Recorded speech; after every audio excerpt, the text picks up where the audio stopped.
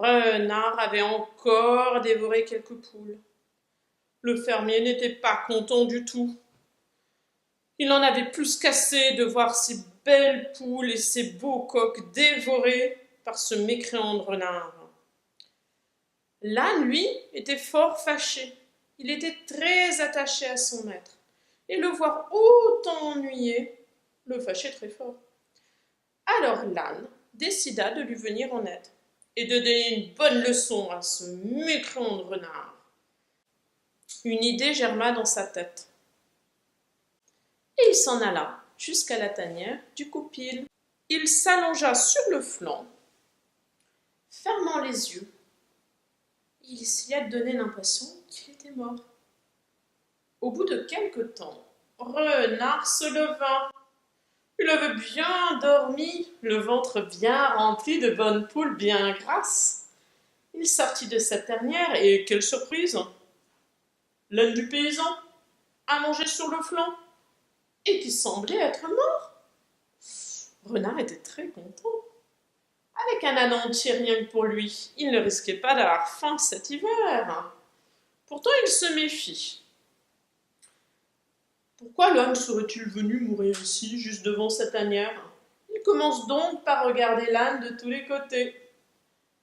Avec sa patte, il essaye de le faire bouger. Il va même jusqu'à lui planter une griffe dans le flanc. Mais l'âne ne fait aucun mouvement. Il semble donc bel et bien mort. Mais Renard se méfie encore. Il décide d'abord de faire un tour. Il verra bien à son retour si l'âne sera toujours allongé au même endroit. Mais à peine a-t-il fait quelques pas qu'il revient vers sa tanière. Et si un autre animal le trouvait, s'en emparait? Adieu le garde-manger rempli pour l'hiver. Renard observa à nouveau l'âne et se décida. Il devait le faire entrer dans sa tanière. Il le tira par les pattes de devant, puis il le poussa de toutes ses forces, mais c'est à peine si l'âne s'était déplacé. Il était bien trop lourd. Alors Renard chercha une corde et l'accrocha à l'âne.